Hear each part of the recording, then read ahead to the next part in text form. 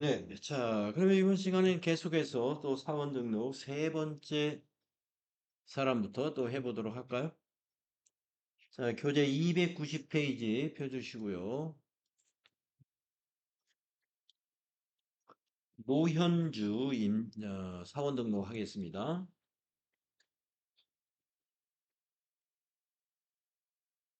노현주 사원 등록해 주세요.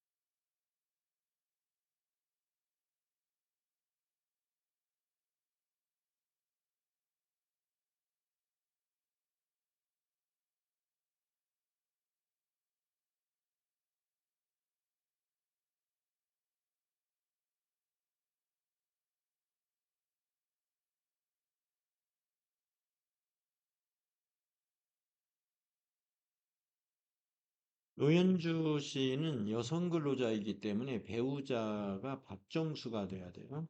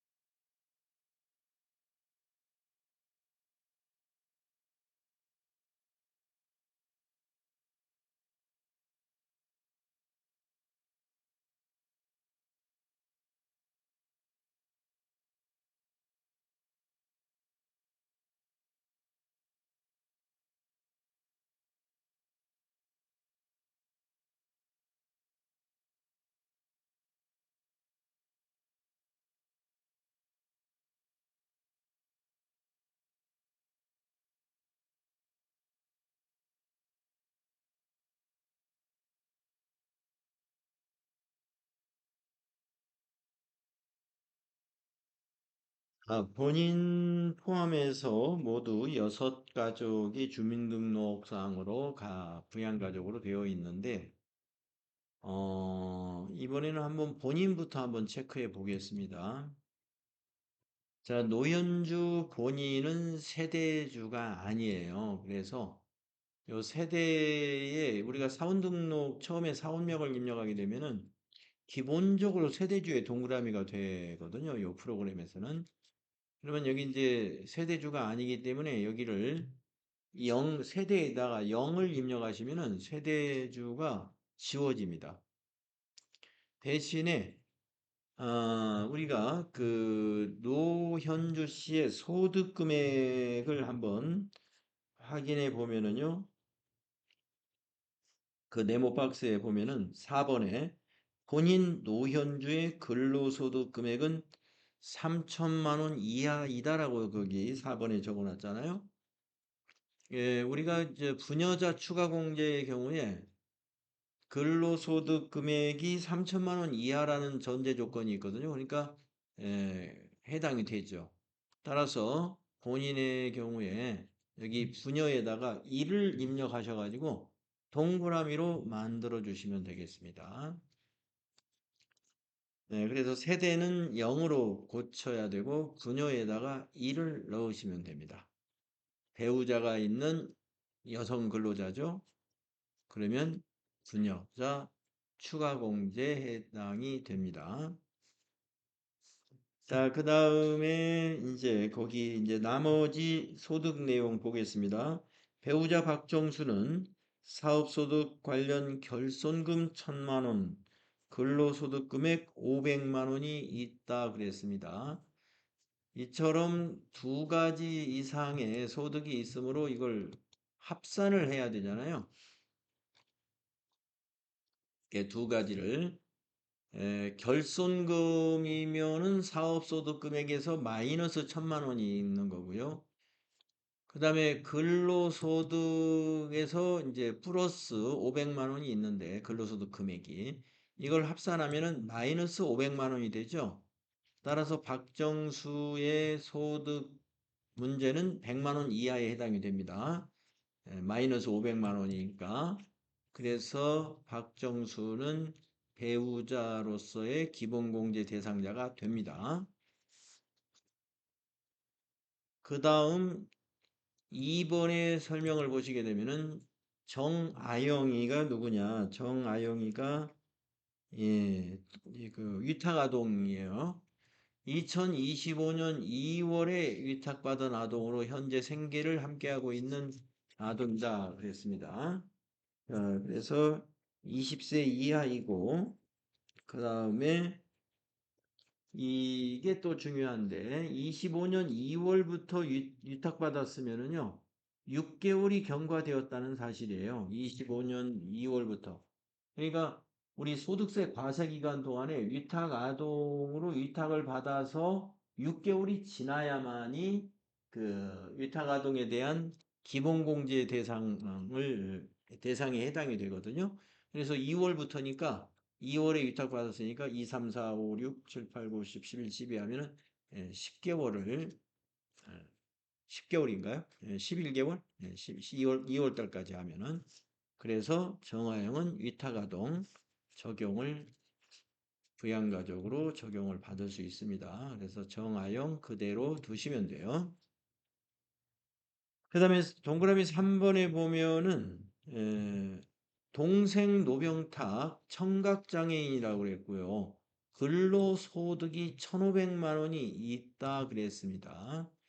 자, 근로소득이라는 것은 총급여하고 같은 말이에요.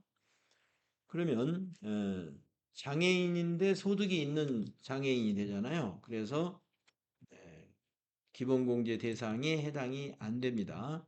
그래서 맨 밑에 노병탁은 이미 기본이 불호되어 있는데 이거는 우리가 주민등록번호를 입력하면서 나이가 20세 이하 또는 60세 이상이 아니기 때문에 불호되어 있어요. 그냥 이대로 두면 됩니다. 소득도 안 됩니다. 네. 그 다음에 이제 본인 이야기고. 그래서 지금 우리가 노현주 씨의 경우는 동생만 두고 나머지는 전부 기본공제 대상자로 보면 되겠습니다. 추가 공제는 본인에 대한 것만 있습니다. 부녀자 추가 공제 하나만 있습니다. 그 다음에 자녀의 동그라미 되어 있는 것은 세액공제를 의미하여요. 세액공제 자녀가 두 명이 있다는 얘기입니다. 자, 그러면 세액공제에 정아영 위탁아동은 안 되느냐? 예, 위탁아동은 우리가 세액공제 대상이 안 되고요. 이 지금 몇 살인가요? 2025에서 빼기 2018 해주면은 7살이군요. 네.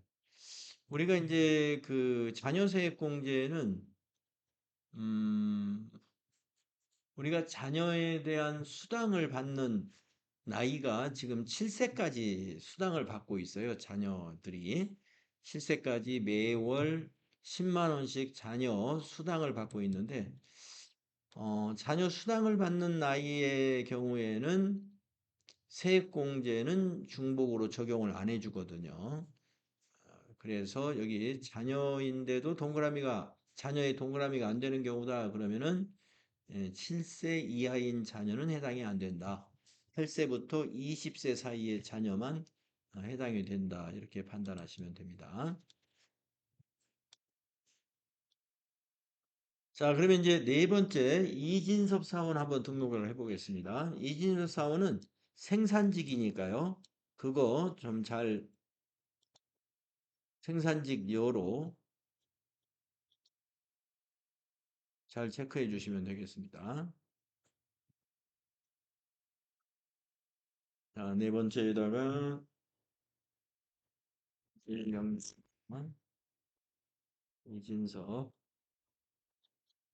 내국인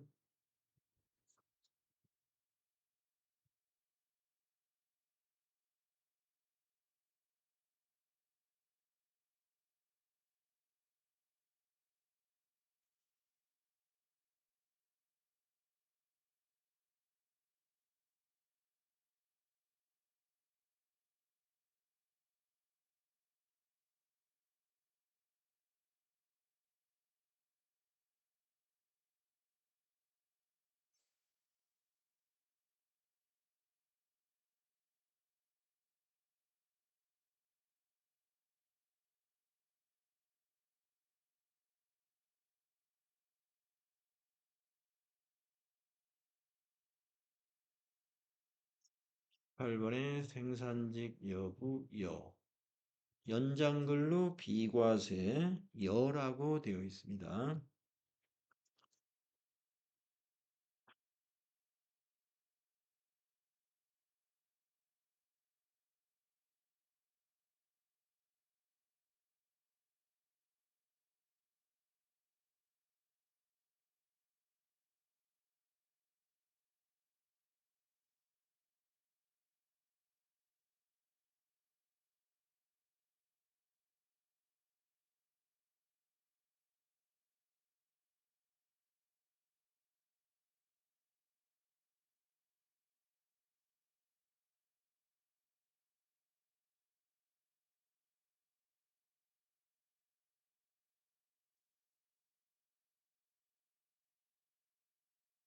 가족관계 증명서를 보고 입력하시면 됩니다.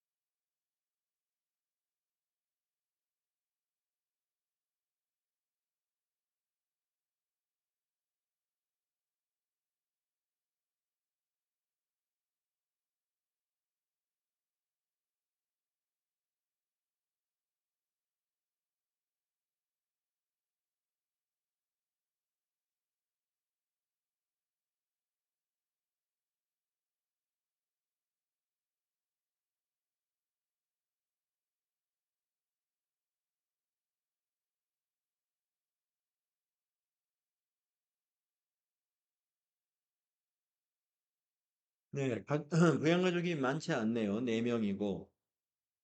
그러면 이제 본인부터 한번 확인해 보겠습니다. 여러분, 일단 생산지기로 18번은 일여, 연장근로 일여로 해 놓으셔야 되고요. 자, 세대주 본인이 맞습니다. 어, 지금 보면은 자녀가 있는데 배우자가 주민등록상에 없잖아요.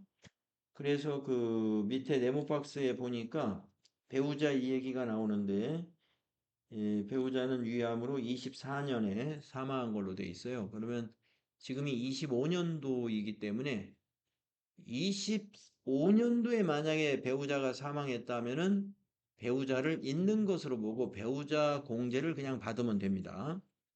그런데 작년에 사망했기 때문에 25년 과세 기간에는 배우자는 없는 거예요. 따라서 한부모를 1번 넣어가지고 한부모의 동그라미를 넣어주세요. 이진섭 한부모 추가 공제 대상이 됩니다. 그 다음에 이제 그 292쪽에 그 네모에 있는 거 1번 보겠습니다. 모친 황영숙은 사적연금 소득이 1,000만 원이 있다 그랬죠. 사적연금 소득은 1,500만 원까지 1,500만 원까지 그 기본공제 대상자가 됩니다. 그래서 황영숙의 경우에는 이대로 60세 이상, 그 다음에 나이가 70세가 넘었기 때문에 경로 우대 추가 공제에 자동으로 동그라미 표시가 된 거예요. 그대로 두면 됩니다. 사적연금 소득은 아까 앞에서 표를 정리하셨죠? 1,500만 원까지. 그 다음에 나머지는 이제 전년도 총 급여액이 2,800만 원이다 라고 했는데 이게 무슨 말이냐면은 지금 이 이진섭 사원은 우리 회사 입사는 올해 했어요. 올해 25년도에 입사를 했지만 이 사람이 과거에 다른 직장에서 근무한 경험이 있어서 지난해에 총 급여가 2,800만 원이었습니다. 그걸 왜 여기서 이러한 추가적인 소득 내용에 대한 얘기를 해 주느냐 하면은 이 생산직 근로자의 경우에 사원 등록을 할 때에 이 아까 19번이었나요? 거기 18번 옆에 있는 항목 번호는 없습니다만은 18번의 항목이 두 가지예요. 생산직 여부가 생산직이 맞으면 1번 해주고 그런데 그 옆에 연장근로 비과세는 부가 될 수도 있고 여가 될 수도 있고 또 광산 근로자라고 할 수도 있고 그렇거든요.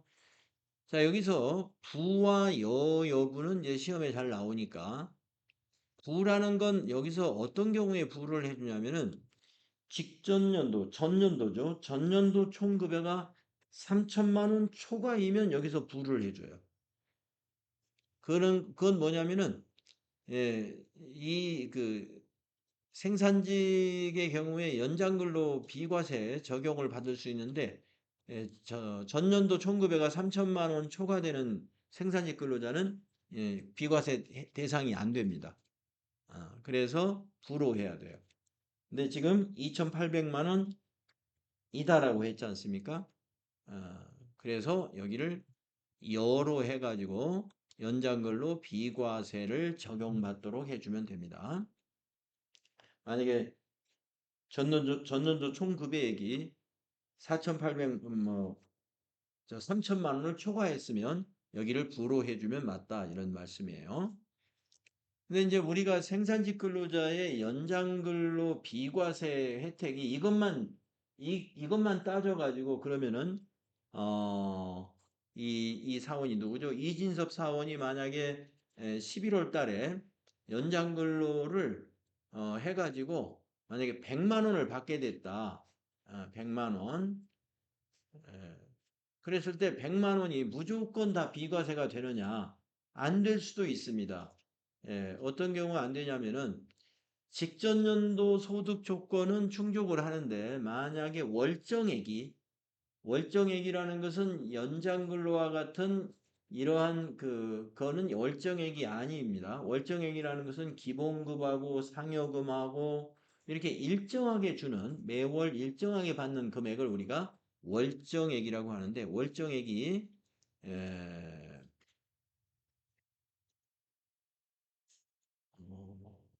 얼마 이상이더라?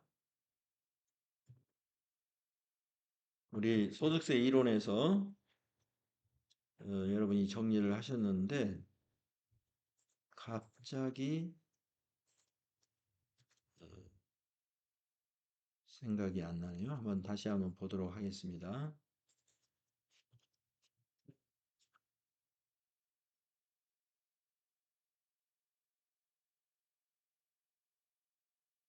근로소득의 비과세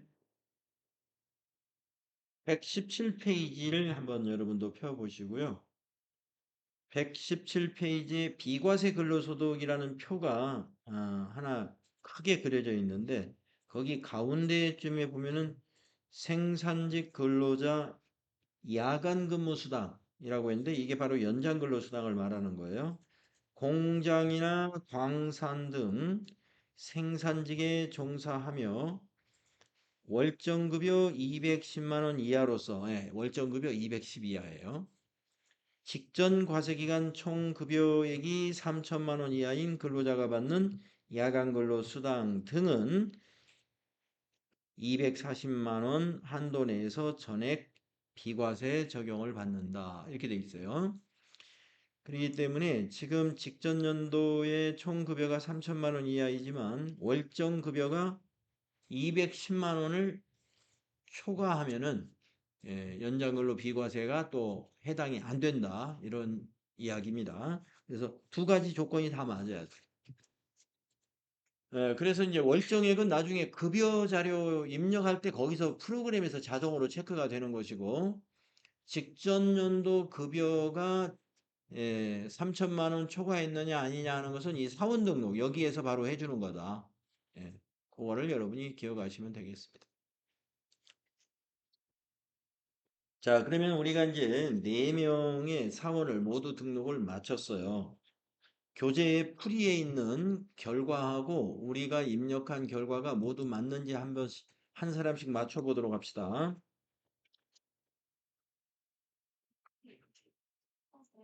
네. 이진섭의 장애가 있었나요? 그렇군요. 예, 장애인 증명서가 있었는데 제가 그걸 체크 못했습니다. 장애인이 황영숙이었네요. 네, 어머니였습니다. 여기 장애 코드 넣어야 되겠는데요. 제가 빼먹었어요. 자, 장애 코드가 3번입니다. 거기 장애인의 12번에 장애 내용을 보면 제3호라고 돼 있죠. 제3호에 해당되는 장애인은 항상 치료를 요하는 중증 환자라는 거거든요. 그래서 여기 이진섭의 모친 황영숙의 장애에다가 3번 넣어주셔요. 기본은 60세 이상 그대로 두시고 장애 3번을 넣어줍니다. 그러면 이제 황영숙 모친은 기본공제 대상자 150만 원 기본공제 대상자이기도 하고 장애인 추가공제 200만 원 추가공제에 해당이 되고 또 경로우대 100만 원 추가공제이기도 하고 해서 모친으로 인해서 이 이진섭 씨의 소득공제 받을 수 있는 금액이 이 모두 300에다가 150, 450만 원이 되네요. 네, 다 해당이 됩니다. 요거 빼먹었네. 자, 이렇게 빼먹은 거 혹시 없는지 김현철 씨부터 한번 맞춰봅시다. 그래서 우리 교재에서 김현철 씨의 거기 입력된 그림이 293쪽에 있는 그림이니까요. 여기서 뭘 보냐면 여기 밑에 여기 숫자를 보시면 돼. 121 이런 거. 그 다음에 기본공제의 부가 누구누구인지 똑같게 되어 있는지 한번 확인해 보십시오. 네, 121 맞고 김장일만 부로 되어 있습니다. 예, 책에 있는 내용과 제 거는 똑같습니다. 성동일의 그 그림은 거기 294쪽 위에 있는 그림이니까요.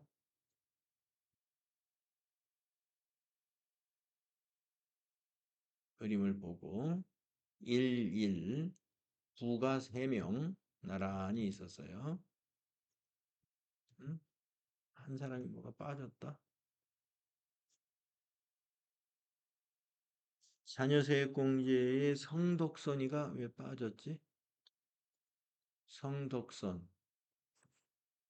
이건 자녀세액공제는 자동 체크가 되는 것인데요. 성덕선의 나이는 몇 살인가 한번 계산 한번 해봐야 되겠네요. 2025년 마이너스 2009년 16세 해당이 되는데 이게 지워졌지 왜?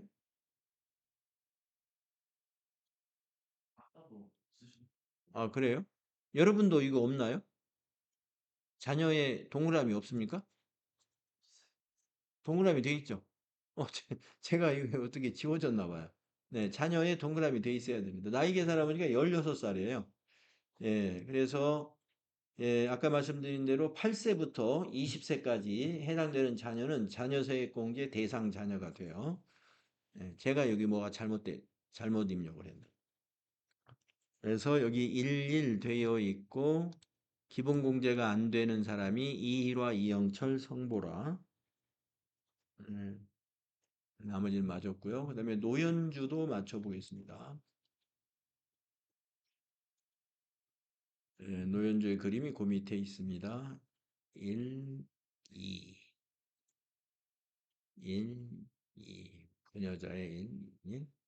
그 다음에 부가 형제자매 1명. 노현주요. 네네, 그렇죠. 아, 박정수는 세대주의지만은 우리가 세대주의 여부를 보는 것은 근로소득자 본인이 세대주의 여부이냐, 요것만 여기다가 정리를 하는 거거든요. 예, 그래서 본인 외의 사람이 세대주일 때는 세대주 표시를 안 합니다. 예, 여기 사원, 그러니까 근로자 본인이 세대주냐 아니냐, 요것만 여기다 정리하는 거고요. 예, 박정순 안에는 세대주 표시를 하지 않습니다.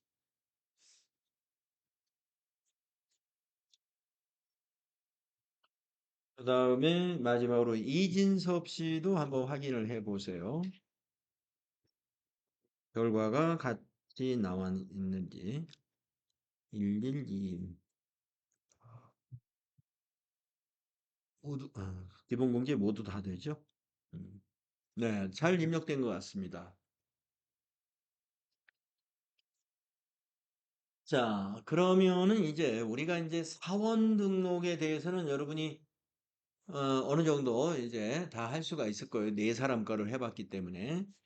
나중에 또 뒤에서 기출문제 해보면서 또 해보겠습니다만은 자, 근로소득 관리 문제 중에 사원 등록은 반드시 한 문제가 나옵니다. 사원 등록을 하는 문제. 지금처럼 주민등록표나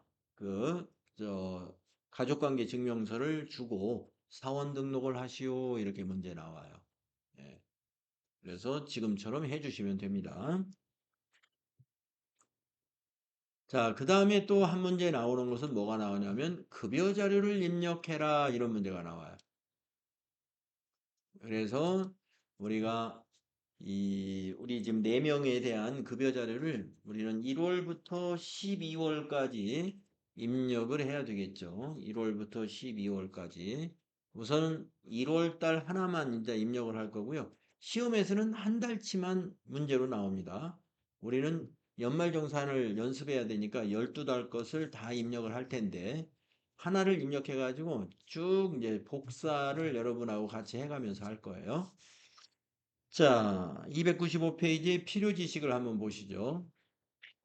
급여 자료 입력은 상용 근로자의 각 월별 급여 자료 및 상여금 입력 메뉴로 이는 급여 대장과 원천징수 이행 상황 신고서와 연말정산 근로소득 원천징수 영수증에 반영이 됩니다. 그러니까 우리가 근로소득에 관한 것을 월급여 기준이 최초에 이제 월급여가 기본이 되거든요. 그래서 월급여를 입력을 하게 되면 그것이 쌓여가지고 우리가 연말정산도 하게 되고 또 매월 원천징수 이행상황 신고서를 관할 세무서에 제출을 해야 되는데 거기에도 세무서식에 반영이 되고 또 내부적으로 관리하기 위한 급여 대장도 만들어지고 이렇게 된다는 것입니다. 단 급여 입력 전에 수당 등록과 공제 등록을 선행해야 한다 이렇게 돼 있어요. 급여 입력하기 전에 우리가 수당 등록, 공제 등록을 해야 되니까 시험에서도 수당 등록이나 공제 등록을 하라는 지시가 나오겠죠. 여기 있는 항목은 우리가 입력하면서 이제 알게 되니까요. 요건 주요 항목별 입력 방법이라는 건 그냥 넘어가도 될 것 같고요.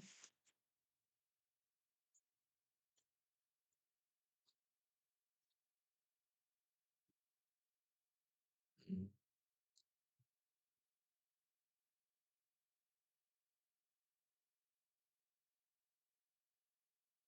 다음은 수당 및 공제 등록 입력 방법이라고 되어 있는데 요거는 이제 우리가 체크해야 될 사항이 있습니다. 자, 수당을 등록할 때는 과세 수당이냐 비과세 수당이냐를 우리가 판단해 줘야 돼요.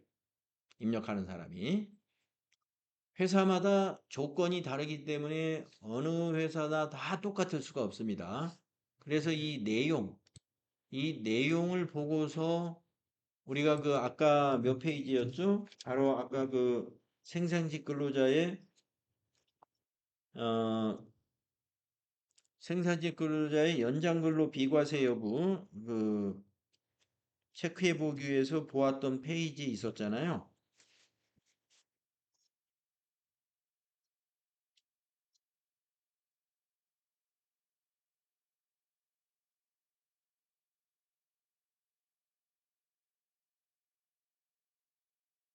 그 페이지가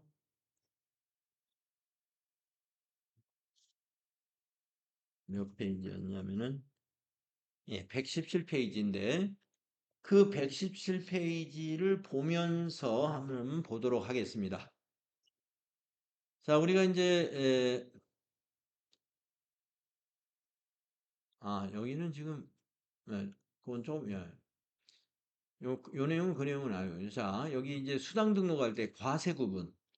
과세 수당이면 과세를 선택하고 비과세 수당이면 비과세를 선택하면 된다는 얘기고요. 근로소득의 유형에서 과세 구분을 비과세로 선택할 경우에 비과세 유형을 입력한다. 근로소득의 유형이라는 게 있어요. 그거 이제 우리가 그 비과세를 선택했을 때 그 비과세 코드가 있습니다. 그걸 잘 선택해 주면 되고요. 월정액 여부. 예, 우리가 월정액이라는 것은 그 생산직 근로자의 그 연장근로 비과세 여부를 판단할 때 아주 중요하죠. 자, 과세 구분이 비과세인 경우 월정액 계산 시 포함 여부를 우리가 선택해 줘야 돼요. 예, 월정액이 월정액에 해당이 되느냐 아니냐를 월정액인 경우는 월정액에 동그라미를 해주는 거예요. 월정액이 아니면 비워두면 됩니다. 비과세되는 수당 중 실비 변상이 아닌 수당은 월정액에 포함되어야 한다.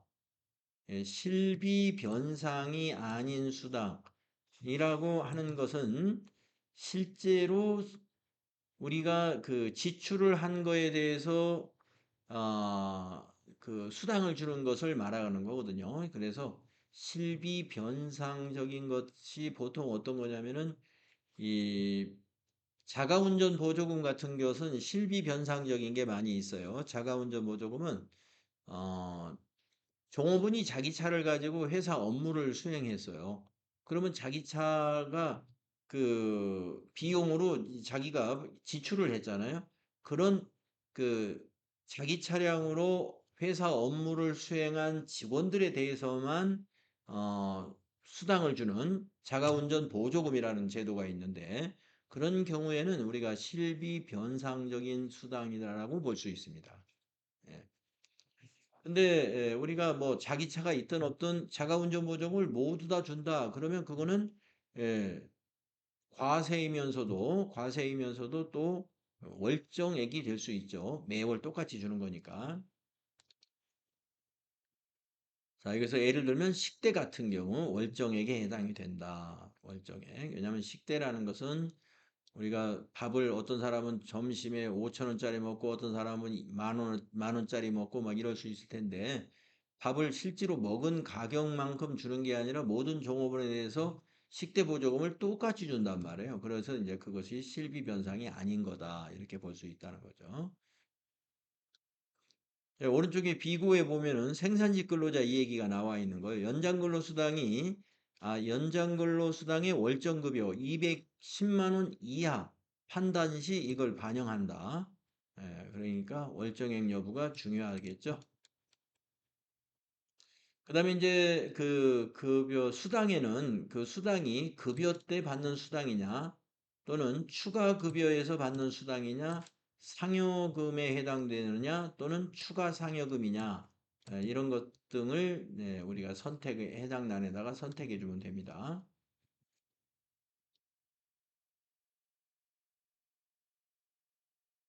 나머지는 넘어가면 될 거고요. 자, 그 밑에 있는 이 표가 더 중요하겠네요. 자, 생산직 근로자 연장 근로 수당은 우리가 이제 수당 등록을 할 때 어떻게 해야 되느냐 하면요.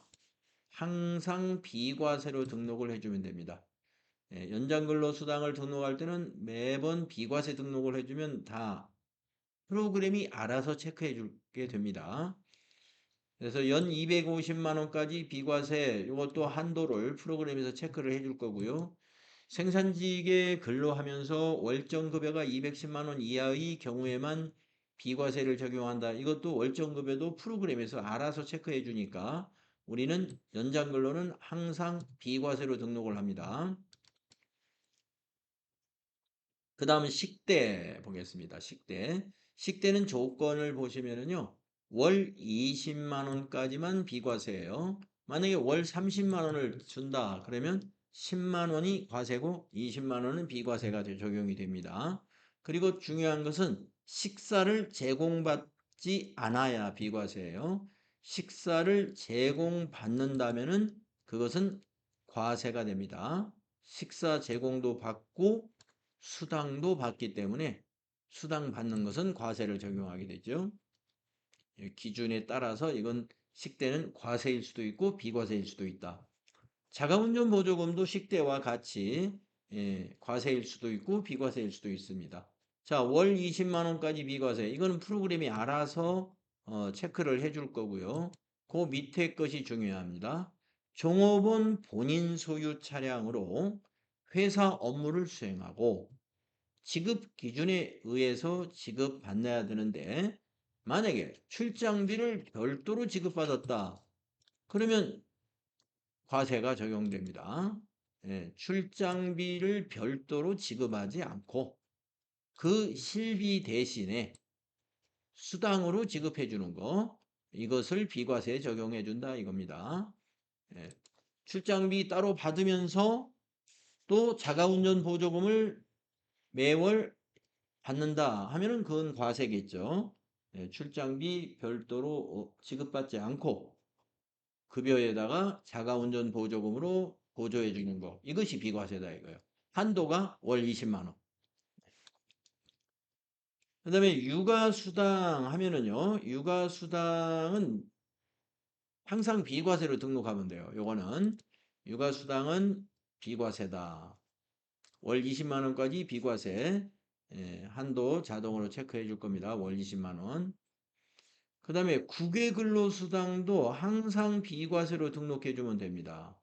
네, 국외근로수당을 등록할 때는 100만 원, 그리고 500만 원 이렇게 선택하는 게 있을 거예요.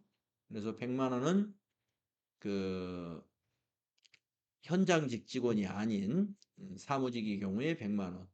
현장직 원양어선이나 해외 근로 건설 현장 직원은 500만 원이 500만 원 비과세로 선택을 해주면 돼요. 그래서 여기 코드가 두 개가 있어요. 9번은 사무직, 그리고 10번은 여기 있는 원양어선과 해외 건설 10번 적용해 주면 됩니다. 그리고 육아 산전 휴가, 우리가 이 육아 산전 휴가는 비과세 적용해 주면 됩니다. 이 육아 휴가, 육아 휴가라고 그래서 육아 휴가일 경우에 이제 급여를 지급해 주는 걸 말하는 거예요.